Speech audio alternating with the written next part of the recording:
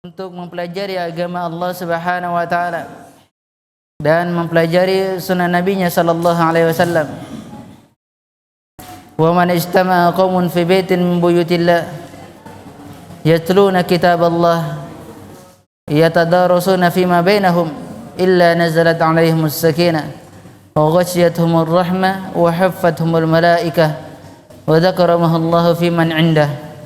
Barang siapa tidaklah berkumpul satu kaum di rumah dari rumah-rumah Allah Subhanahu wa taala membaca kitab-kitab Allah Subhanahu wa taala, kemudian saling mempelajarinya, tidaklah kecuali turun padanya ketenangan.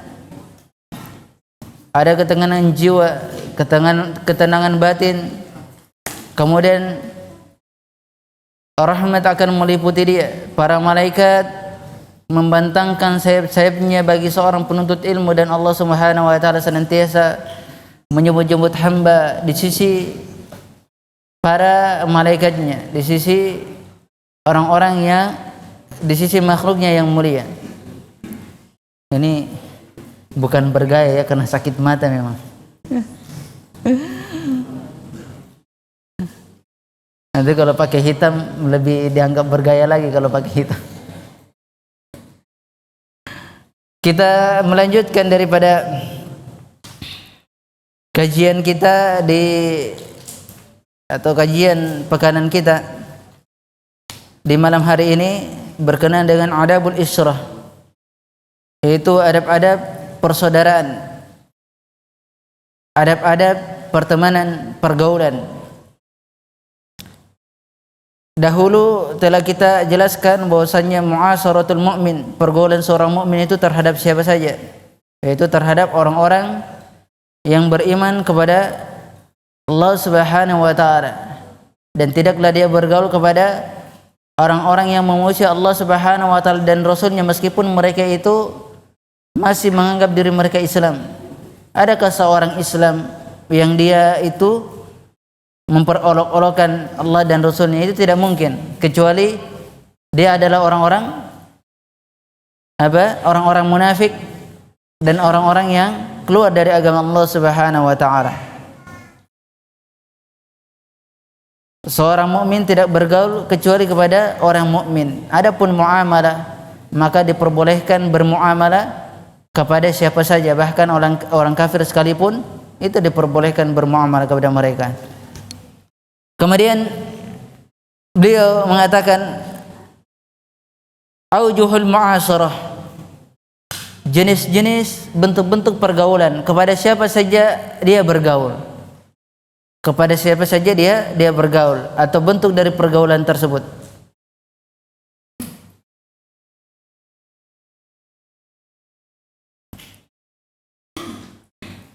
Dari macam-macam pergaulan ini disebutkan oleh beliau, walil mu'asyarati aujuhun, terhadap pergaulan itu, pertemanan itu memiliki jenis, macam-macam bentuknya. Yang pertama, lil mu'asyara falil masyayikh wal akabir. Ini diterangkan oleh pertama kali oleh beliau adalah terhadap masyayikh dan orang-orang pembesar, orang-orang yang sudah tua, para masyayikh, guru-guru, para ulama. Karena para ulama tidak bisa kita bermuasyarah, bergaul kepada para anbiya dan rasul. Seandainya bisa, kita akan bergaul. Hanya saja sudah tidak ada lagi nabi dan rasul setelah diutusnya Nabi sallallahu alaihi wasallam. Wan nabiyyu sallallahu alaihi wasallam khatamun nabiyyin. Dia adalah penutup para nabi. Jadi kepada siapa kita bergaul? Yaitu kepada orang-orang yang mewarisi warisan Nabi sallallahu alaihi wasallam. Wa innal anbiya la yurasu dinaran wala dirhama wa innama warasal ilm. Lihat, wal ulama warasatul anbiya, dan ulama itu pewaris para nabi.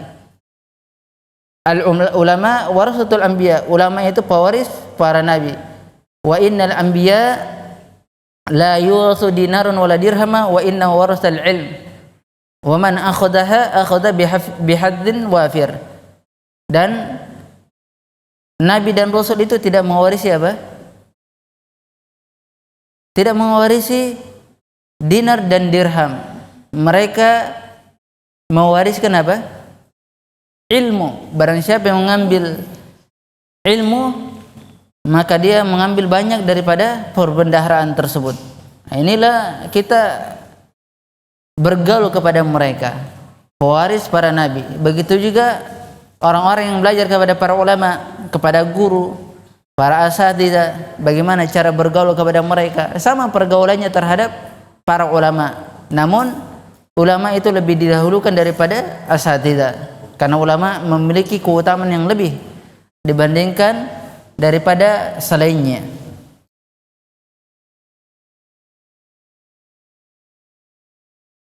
Bagaimana cara bergaul kepada mereka? Bil hurmati wal khidmati wal qiyami bi asghalihim.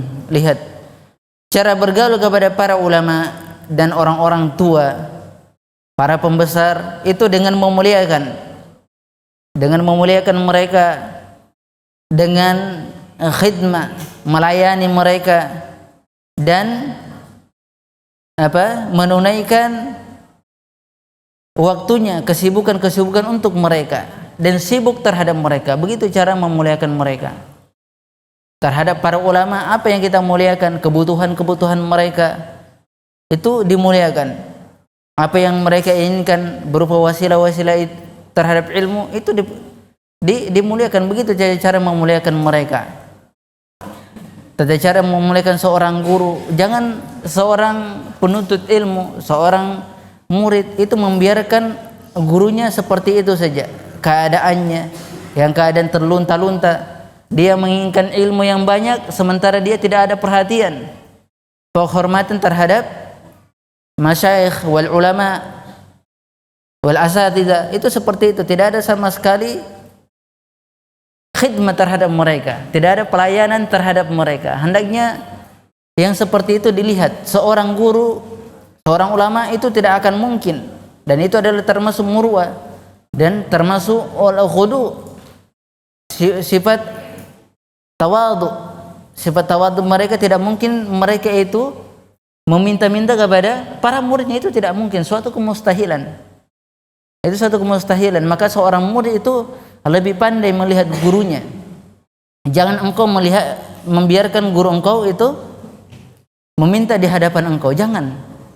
Karena itu akan menjatuhkan muru'ah dia, dan engkau nanti menganggapnya itu sesuatu yang hina, padahal itu bukan hina. Nah, ini harus dipahamkan bagi seorang seorang murid, seorang santri itu melihat bagaimana keadaan gurunya. Dia pintar-pintar. Begitulah murid yang cerdas. Ini kalau antum melihat, kadang seorang guru itu mengemis kepada murid-muridnya. Ketika ada sesuatu dakwiyah, sampai seorang guru atau seorang ulama, masyayikh itu mengurus-ngurus pada para tulabnya untuk bisa sampai kepada masalah-masalah dakwiyah. Ya, apa contohnya masalah-masalah dakwiyah?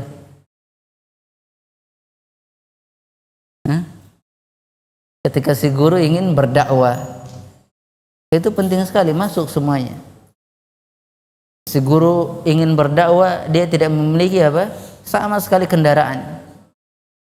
Maka seorang murid itu harus pintar memberikan wasilah-wasilah untuk dakwah, bukan untuk pribadinya. Jangan engkau bergaul kepada seorang guru, bergaul kepada para ulama dan syekh, itu hanya mengambil namanya saja, mengambil kesempatan atas nama dia. Saya berguru kepada ini, ulama ini dan ulama itu. Tetapi ketika dia butuh terhadap dakwah, antum pergi kemana tidak tahu kemana dia perginya. Dan ini termasuk murid yang tidak baik murid seperti ini. Dan bisa jadi keberkahan itu akan terangkat darinya, berkah ilmu. Harusnya dia mendapatkan berkah ilmu daripada seorang guru, malah sama sekali dia tidak mendapatkan berkah sama sekali, karena tidak ada khidmah, pelayanan yang baik terhadap gurunya. Bukan gurunya ingin dilayani terus, Gurunya, saya minta ingin dinikahkan. Iya, sebentar guru, saya kasih 2, 3, 4, selesai. Saya mau ini.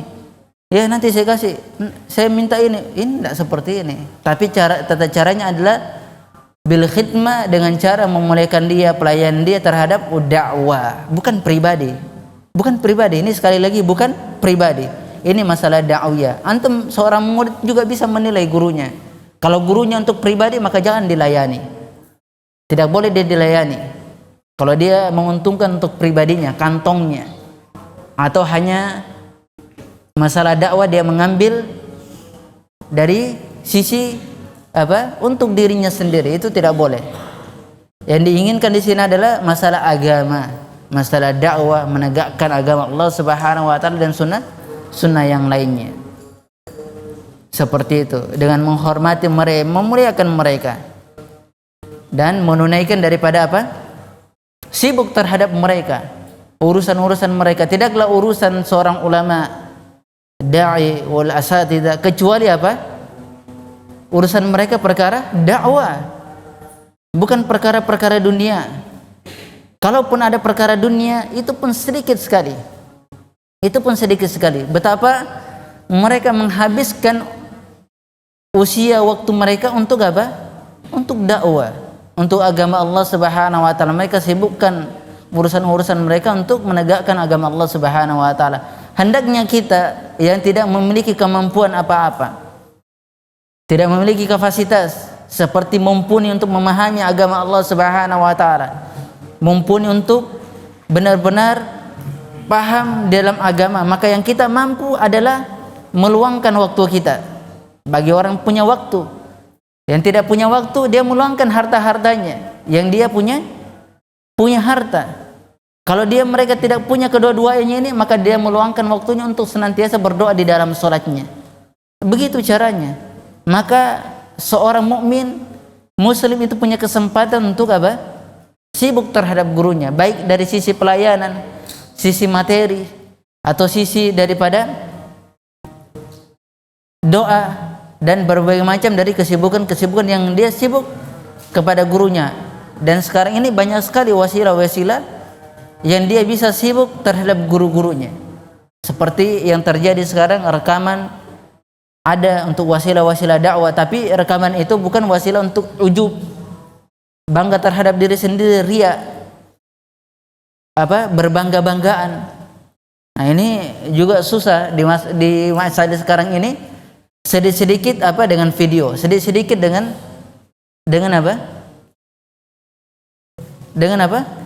gambar. Nah, ini kalau tidak bermanfaat itu hendaknya tidak boleh. Hendaknya yang seperti video itu jangan digunakan kecuali dari sisi yang bermanfaat terhadap perkara agama. Anak ingat Syekhuna, ya, kita bisa menjadikan syekh guru kita karena memang kita pernah belajar sama beliau meskipun bermajelis sebentar di Madinah. Syekh Sulaiman Ar-Ruhaili hafizahullah taala, itu anak lihat sendiri beliau ketika anak ikut belajar akidah wasatiyah di daras beliau pada waktu asar. Banyak orang yang mengambil gambar. Kata beliau, as-suwar mamnu', haram. Jangan kamu mengambil gambar. La taqul suwar. Jangan kamu mengambil gambar. Tidak boleh. Itu beliau sendiri yang langsung sampaikan. Syekh Sulaiman Ar-Ruhaili itu di majelis di Masjid Nabawi. Boleh dari kadar ta'alim saja. Itu pun tidak diperluas. Kalau kita sekarang mengambil gambar sesuatu yang buruk, kejelekan-kejelekan rumah tangganya disampaikan, kejelekan-kejelekan akhlak itu ada padanya, dijadikan bahan lucu-lucuan agar mendapatkan uang, agar mendapatkan follower. La haula wala quwata illa billah. Padahal dia tidak mengetahui yang begitu seperti itu adalah musibah yang kelak dia akan pertanggungjawabkan. Selama orang itu melihat dari kejelekan itu adalah musibah, dosa bagi dia.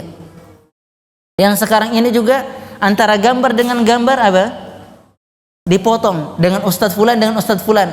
Yang membuat gambar seperti itu pun selama gambar itu ada, dan dia akan menanggung dosa-dosanya.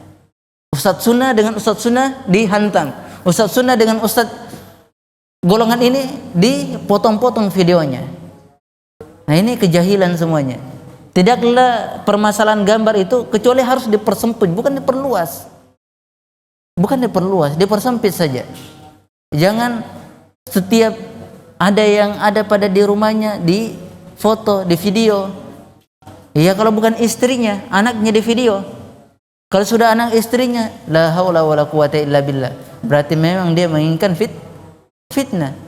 Syekh Shalih As-Suhaimi atau Syekh Shalih Al-Utsaimin hafizahullah taala itu menerangkan, menyebutkan beliau begini.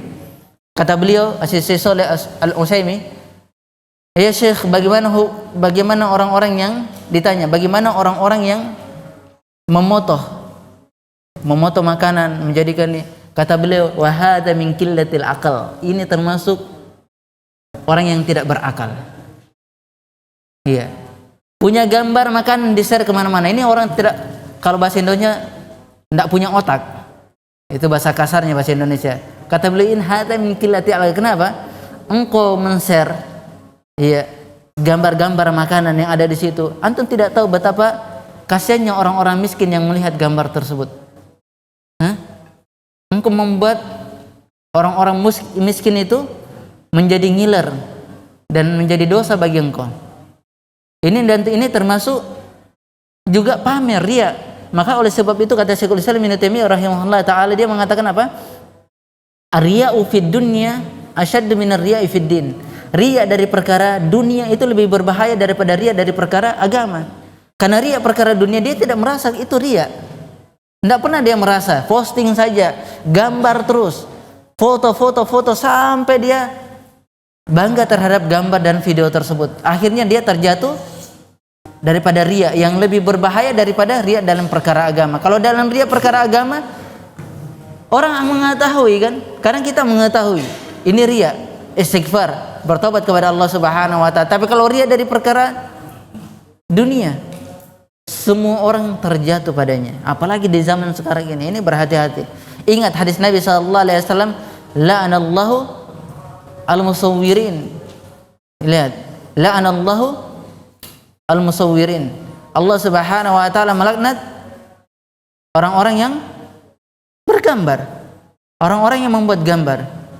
Kata Allah Subhanahu wa taala dalam kata Nabi SAW dalam hadisnya yang lain, Inna asyaddan nasi adaban yaumal qiyamah al-musawwirun. Sesungguhnya adab yang amat pedih yang ditimpakan manusia pada hari kiamat adalah orang-orang yang menggambar. Orang-orang yang menggambar. Kamera masuk dalamnya.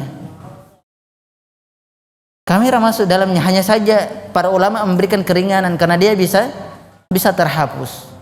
Dan sebagian juga memberikan illah bahwasanya yang diinginkan juga di situ adalah seperti lukisan yang dimaksudkan karena ada bentuk ta'budiyah. Seandainya foto bisa dijadikan untuk sesembahan, maka dia termasuk di dalamnya. Maka ini yang kita harus pahami. Seperti itu keadaannya. Khidmah kepada apa? Para imam, para ulama sibuk terhadap wasilah-wasilah dakwah mereka. Iya.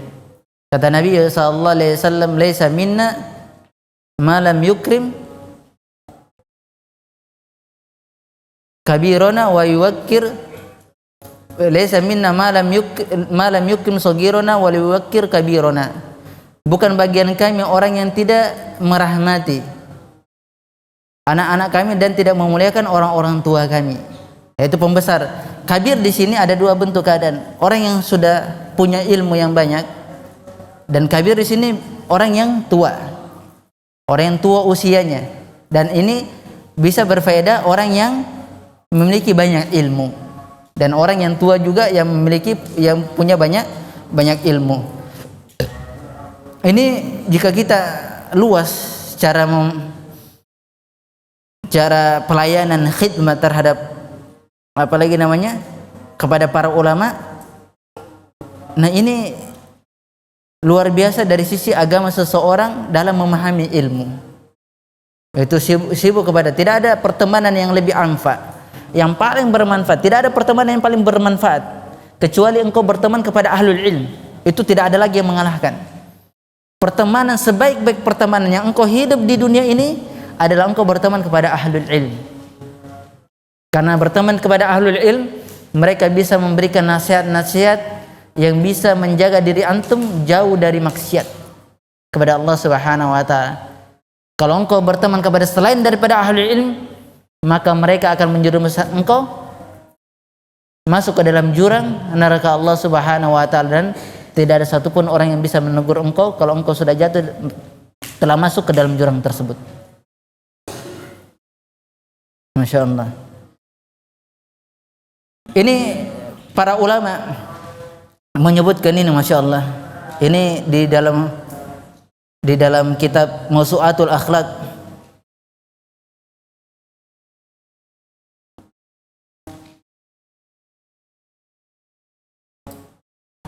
Beliau menyebutkan di sini, min thamaratil adabi ma'al ulama, termasuk hasil buah adab bersama para ulama. Apa hasil buahnya? Yang pertama beliau sebutkan al-adabu ma'al ulama adabun ma'allah. Adab bersama para ulama itu juga beradab bersama Allah Subhanahu wa taala. Siapa yang beradab kepada para ulama, maka dia telah beradab bersama Allah Subhanahu wa taala. Wa ta'dhimun li sya'airihi, dan dia termasuk telah memuliakan, mengagungkan syiar-syiar Allah Subhanahu wa taala. Kenapa? Karena ulama ini adalah mereka itulah yang menghidupkan syiar-syiar Allah Subhanahu wa taala. Maka siapa yang memuliakan mereka, termasuk dia juga ikut dalamnya mengagungkan syiar-syiar Allah Subhanahu wa taala. Itu adalah samaratnya, buahnya. Allah Subhanahu wa taala berfirman, "Dzalika wa man yu'azzim sya'irillah fa innahu min taqwal qulub." Yang demikian itu barang siapa yang mengagungkan syiar-syiar Allah Subhanahu wa taala, sesungguhnya yang demikian itu termasuk taqwal qulub, hati yang takwa. Hati yang takwa.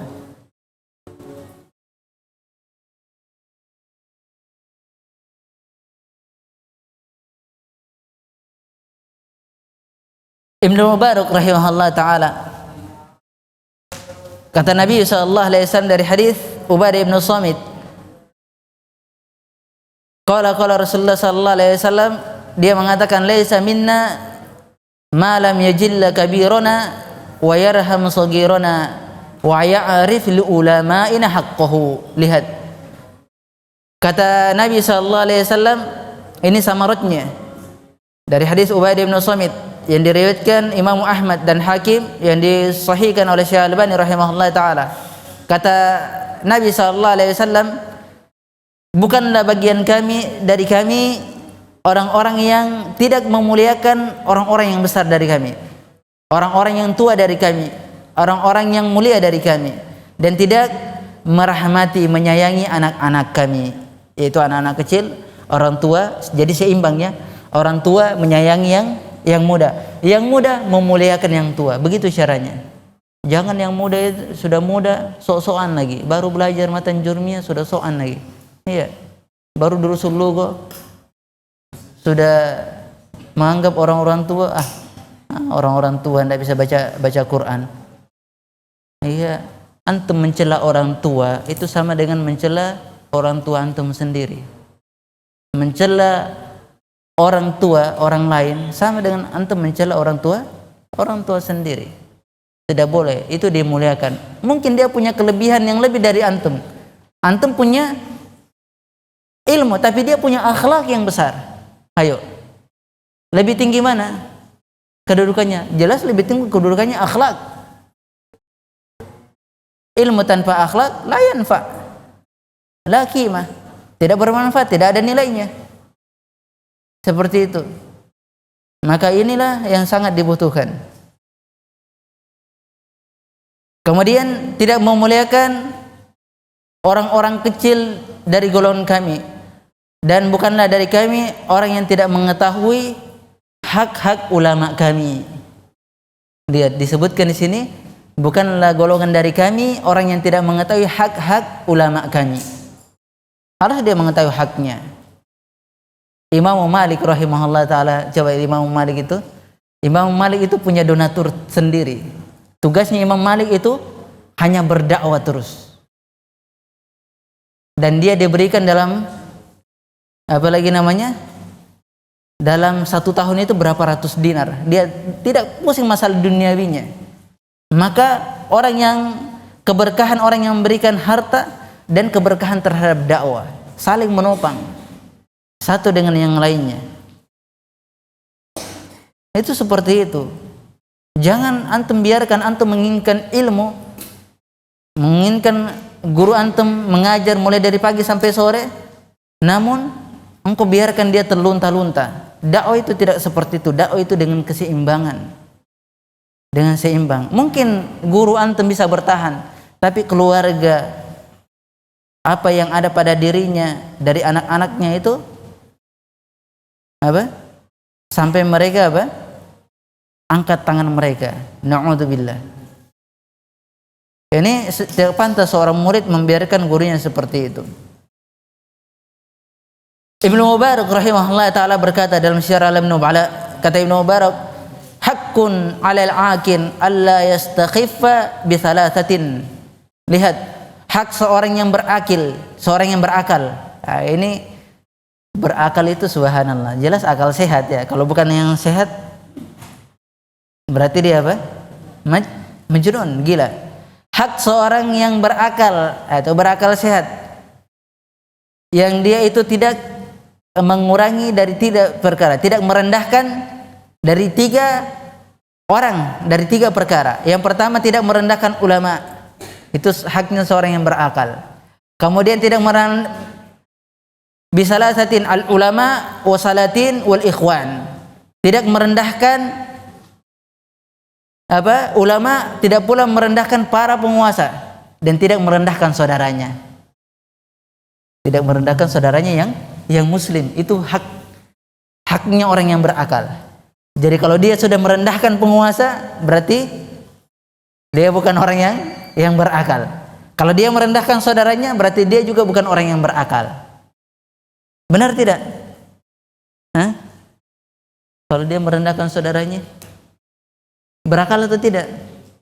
Hah? Kenapa tidak berakal? Hah? Kenapa tidak berakal? Karena merendahkan saudaranya itu termasuk apa? Termasuk apa?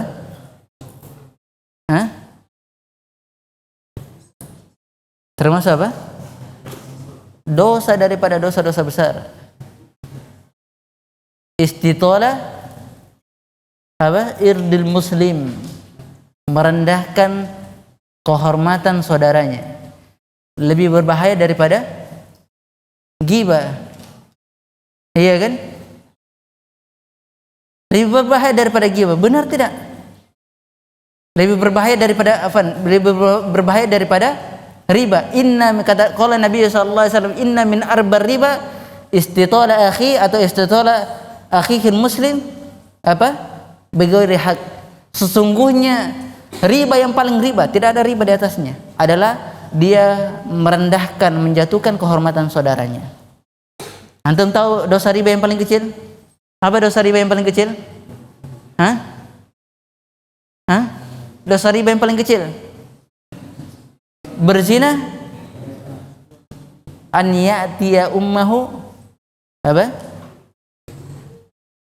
an ya'tiya rajul ummahu. Seorang laki-laki itu mendatangi ibunya. Ini dosa riba yang paling kecil. Makanya kita diharamkan riba. Karena dosa kecilnya saja itu adalah menggauli ibu sendiri, itu paling kecilnya. Sama seperti dia menggauli ibu sendiri. Kira-kira seorang mukmin muslim rela? Dia rela kalau ini dia menggauli ibunya? Itu binatang itu yang menggauli ibunya sendiri. Hah? Ini dosa riba yang paling kecil. Ini disebutkan dari hadis Nabi SAW. Ini luar biasa ya. Oleh sebab itulah berhati-hati. Yang pertama, dia tidak boleh merendahkan para ulama. Ini hak orang yang berakal. Tidak boleh merendahkan penguasa. Penguasa lebih-lebih. Demo merendahkan penguasa atau tidak? Jelas merendahkan penguasa. Apalagi kalau tidak. Jangankan penguasa, antum saja di rumah antum di demo sama apa? Anak-anak antum. Iya kan, contohnya ada anak antum itu demo antum, istri antum begini-begini. pasang pajak di sini, Abi ini tidak memberikan hak begini-begini, dilihat orang banyak, jelas antum malu, apalagi seorang penguasa. Lebih malu lagi mereka. Kenapa kok mau merendahkan? Berarti antum bukan orang yang berakal, yang diinginkan oleh syariat. Tapi kalau diinginkan manusia, mungkin antum orang-orang yang berakal. Tapi kalau diinginkan oleh syariat, la, tidak seperti itu. Wal ikhwan, dan saudaranya. Lihat, beliau menyebutkan di sini hasilnya, fa innahu man istakhaffa bil ulama dhahabat akhiratuhu. Maka sesungguhnya barang siapa yang merendahkan ulama, maka hilang akhiratnya. Sudah tidak ada. Siapa yang menerangkan tentang agama ini? Siapa yang menerangkan untuk masuk ke dalam surga? Kalau bukan para ulama, para guru-guru, para masyayikh wal asatidzah, kan tentunya begitu. Adapun kalau permasalahan dia melakukan dosa, itu urusan dia. Tapi mereka-mereka ini adalah yang menerangkan tentang akhirat, tentang agama Allah Subhanahu wa taala. Mereka inilah yang menerangkan seseorang bisa sampai kepada Allah Subhanahu wa taala. Itulah hak mereka, tidak direndahkan sama sekali. Dan mereka ini adalah, yakinlah, warasatul anbiya. Mereka itu adalah para pewaris para nabi. Dan mereka yang paling paham tentang ilmu dan fikih. Ilmu dan fikih. Kata Imam Mubarak rahimahullah ta'ala, lam yu'ta ahadun khairun fid dunya minan nubuwah wa ma ba'da nubuwah ma hunaka afdal minal ilmu wal fikih. Kata Ibnu Mubarak rahimahullah ta'ala, dia mengatakan, tidaklah seseorang itu diberikan di kehidupan dunia yang lebih afdal daripada kenabian. Tidak ada yang diberikan yang paling baiknya diberikan dalam kehidupan dunia ini, yaitu dia dijadikan seorang nabi. Dan tidak ada setelah kenabian yang diberikan yang paling afdal, paling baiknya, paling afdal setelahnya, setelah kenabian adalah ilmu dan fikih. Siapa yang memilikinya? Para ulama. Para ulama. Kedudukan mereka ini, kedudukan para ahlul ilm. Masya Allah. Kemudian, wa man istakhaffa bisultan dhahabat dunyahu. Dan siapa yang merendahkan penguasa, maka hilang dunianya. Hilang dunianya. Antum tidak dapat, meskipun 1% pun tidak dapat antum. Ya, di sana orang sudah bagi-bagi, ya, bagi-bagi harta-harta daripada harta zakat, harta-harta yang halal. Karena antum merendahkan mereka, tidak dilirik. Ibarat sebuah jabatan, iya kan? Para bos-bosnya ketika direndahkan, ditunggu, oh ini orangnya nih, ini orangnya suka demo-demo ini, dilihat, tidak naik. Jabatannya tentunya tidak dinaikkan, posisinya biar aja posisi jadi cleaning service terus. Sudah cleaning service macam-macam lagi, iya kan? Kan seperti itu. Nah, ini jadi masalah, musibah. Maka perhatikan itu. Memuliakan mereka bukan antum menjilat kepada mereka, lah, tapi memuliakan mereka dengan cara engkau memberikan nasihat ketika mereka terjatuh, dan engkau memuliakan mereka dalam keadaan mereka butuh kepada sesuatu. Begitu caranya. Bukan memuliakan mereka engkau menjilat ketika ada kesalahan, tetap engkau membela kesalahannya, lah, itu tidak dibenarkan oleh syariat. Kemudian kata beliau, wa man istakhaffa bil ikhwani dhahabat muru'atuhu. Barang siapa yang merendahkan saudaranya, maka hilang wibawanya dia. Tidak ada wibawa. Ya, orang-orang yang suka merendahkan kan memang sudah tidak berwibawa, tidak teranggap. Iya kan? Maka hilang daripada itu semua.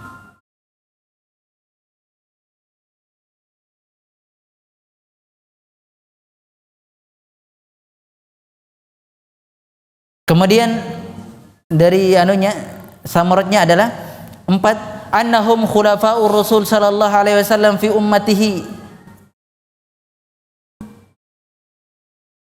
wal mahyuna lima mata min sunnatihi. Mereka itu, para ulama itu adalah khalifah Rasul sallallahu alaihi wasallam pada umatnya.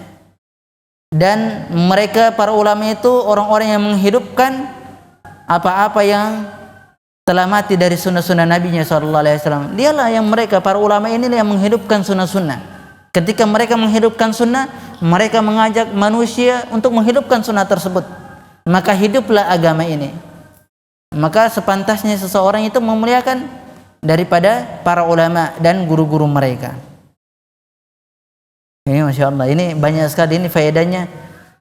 Masya Allah, banyak sekali faedah di sini. Lihat tata cara Abdullah Ibnu Abbas itu orang yang mulia, orang yang sangat mulia di sisi Nabi, dan Allah Subhanahu wa taala mengangkat derajat apa? Ibnu Abbas radhiyallahu anhu. Padahal dia, Abdullah Ibnu Abbas itu adalah termasuk apa? Sepupu atau sepupu Nabi sallallahu alaihi wasallam, dan dia juga termasuk apa? Karena dia menikah dengan bibinya Ibnu Abbas, dia termasuk kemenakan dan sepupu, begitu ya.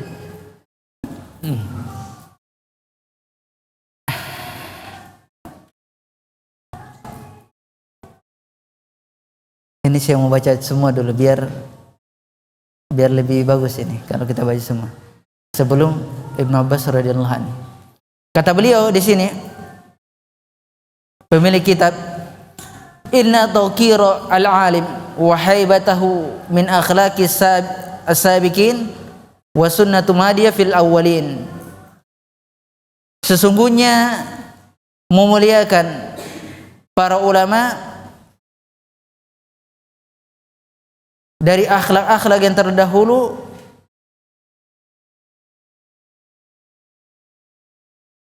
dan itu sesungguhnya memuliakan para ulama dengan akhlak orang yang terdahulu itu adalah sunnahnya orang-orang yang terdahulu. Itu adalah sunnah orang-orang yang terdahulu. Qala Taus Ibnu Kaisan rahimahullah taala, inna minas sunnah an tuwaqqirul alim. Sesungguhnya termasuk sunnah engkau memuliakan para alim, para ahli ilm, para ulama. Wa qala aidan wa minas sunnah ay yuwaqqiru arba'ah. Lihat, dan termasuk sunnah, kata Taus Ibnu Kaisan rahimahullah taala, dan termasuk dari sunnah engkau memuliakan 4 perkara atau 4 orang. Yang pertama, al-alim. Alim, ulama, ahlul ilm, siapapun dia, masyayikh wal asatidah atau guru-guru yang lainnya, itu termasuk dari sunnah. Kemudian dzu syaibah. Dzu syaibah itu yang sudah putih rambutnya, orang yang sudah beruban, orang yang sudah tua. Itu termasuk dari sunnah, memuliakan mereka. Kemudian wasultan, para penguasa, engkau muliakan kedudukan mereka. Jangan engkau meruntuhkan dan menjatuhkan kehormatan para penguasa siapapun dia, baik penguasa tertinggi maupun penguasa yang terendah. Seperti apa penguasa terendah? Penguasa terendah itu siapa? Apa? Penguasa terendah?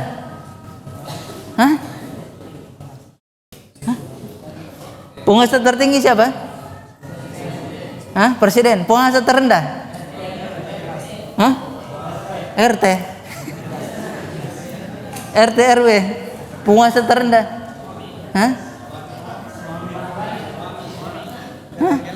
Ketua kelas.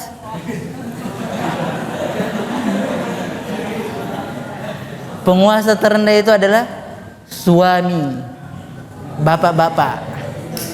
Itu penguasa terendah karena dia menguasai daripada keluarganya.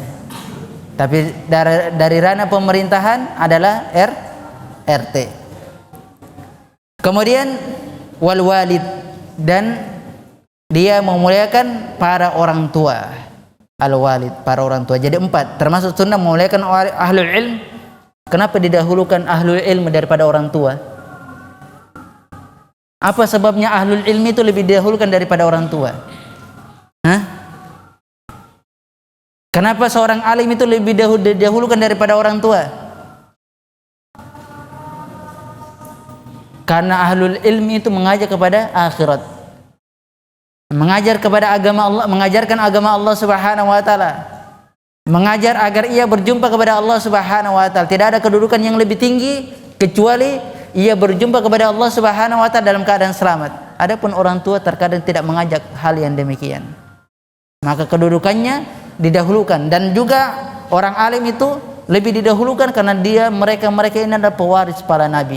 Yang hebatnya adalah ketika dia orang tuanya juga menjadi seorang yang alim.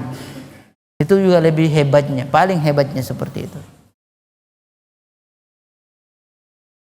Kemudian sultan dan walid. Di sini qala Sya'bi rahimahullah taala, lihat tata caranya memuliakan. Masya Allah, luar biasa. Ibnu Abbas itu adalah orang yang mulia. Tapi ketika dia melihat pembesar sahabat, ulama sahabat, orang tua dari sahabat, maka dia memuliakan. Qala Sya'bi rahimahullah taala, shalla Zaidun ibn Thabit atau Ibnu Thabit radhiyallahu an ala janazatin thumma qarrabat lahu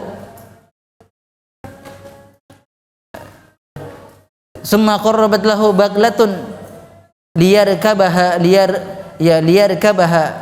Lihat, Zaid bin Thabit radhiyallahu an itu salat pada jenazah. Kemudian bigol, di sini bagla itu adalah bigol, maksudnya keledai betina. Keledai betina itu mendekati dia atau didekatkan atau kurribat ya, didekatkan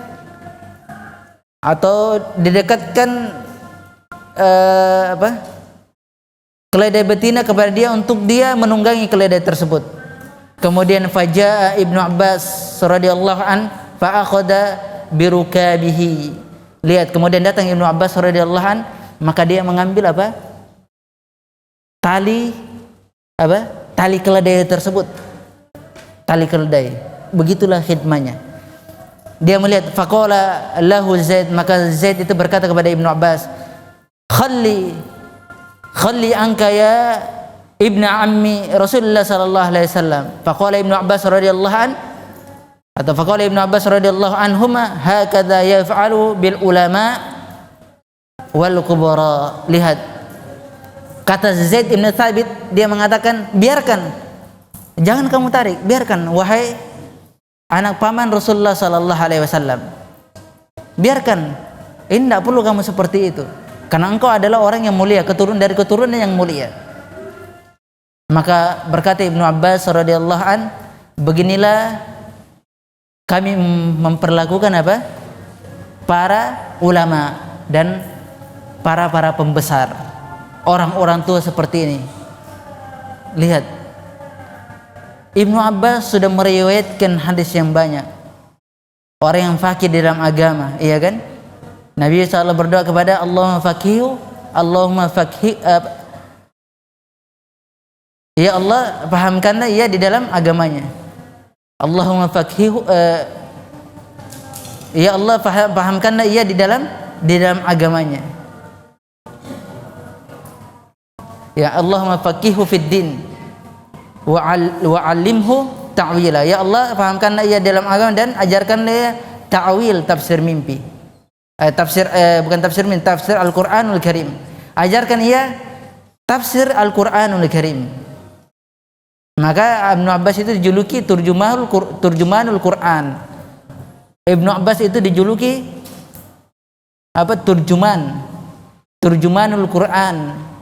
Dia ada penafsir ulum Al-Qur'anul Karim. Dia tetap melayani para pembesar, orang-orang tua dan ulama. Begitu caranya diambil. Ya, kalau kita di zaman sekarang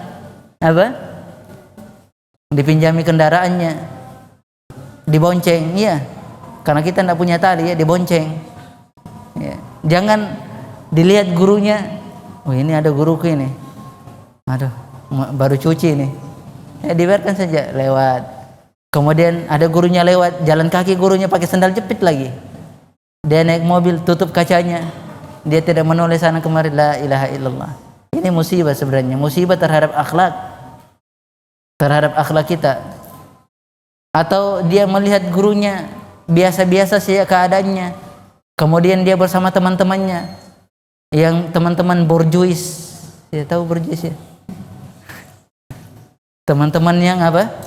Berlagak borjuis ya, bukan borjuis asli. Berlaga-laga apa?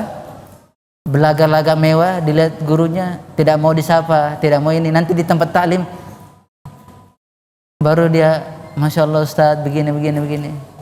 Ini kurang bagus. Dimanapun guru engkau berada, sapa dia dan tanamkan akhlak yang baik, khidmah kepada dia, maka engkau akan mendapatkan barokah daripada ilmu tersebut.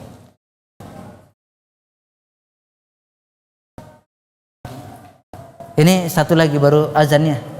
Satu lagi disebutkan an Abdullah ibn Muti radhiyallahu an. Ini juga adabnya, subhanallah. Dari Abdullah ibn Muti rahimahullah taala, qala ra'aitu Abu Bakar ibn Iyas bi Makkah.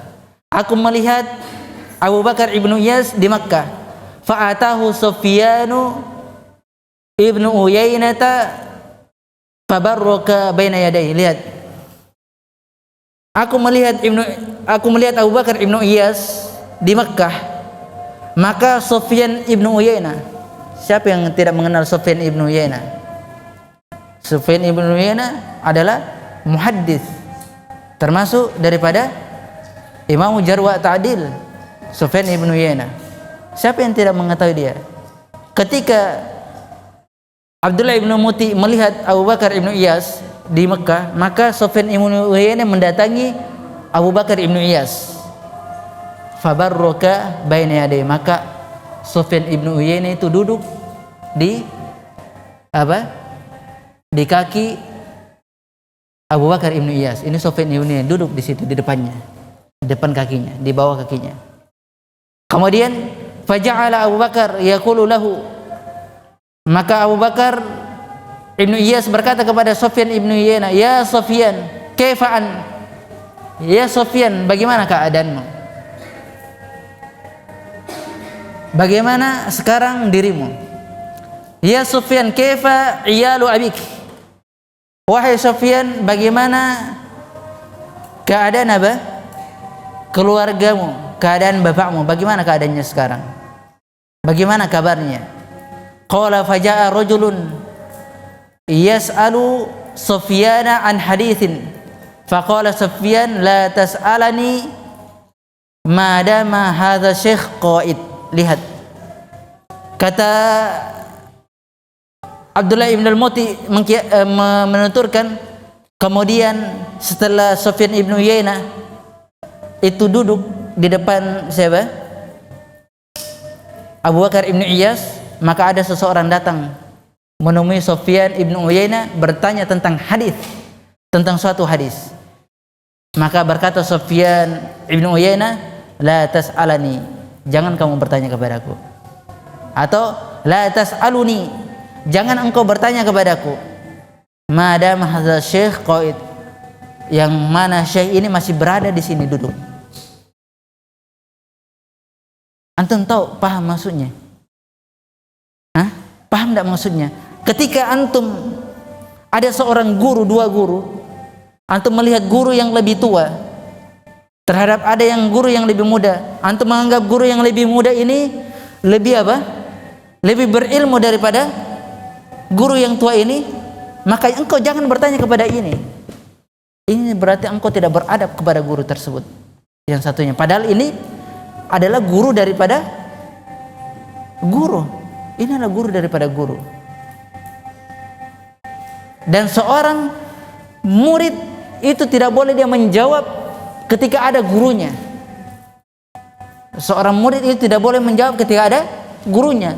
Itu adalah bentuk pemulihan terhadap gurunya. Begitu caranya. Kalau kita di zaman sekarang, la ilaha illallah, ada guru ini dia bertanya, bagaimana menurutmu Ustaz? Bagaimana menurut engkau Ustaz? Bagaimana menurut engkau? Ini kita sebenarnya kurang adab. Tidak benar adab-adab yang seperti ini. Atau engkau bertanya kepada guru ini, setelah engkau bertanya kepadanya, antum tidak puas, bertanya kepada guru ini agar memuaskan hawa nafsunya antum, memuaskan apa yang antum inginkan dari pertanyaan tersebut, atau menabrakkan daripada pendapat-pendapat dari dua guru tersebut. Kata beliau di sini, fa subhanallah, maha suci Allah Subhanahu wa taala, wa kam min tullab al-yawm yatakallamun wa yaftun wa syaikhu qaid.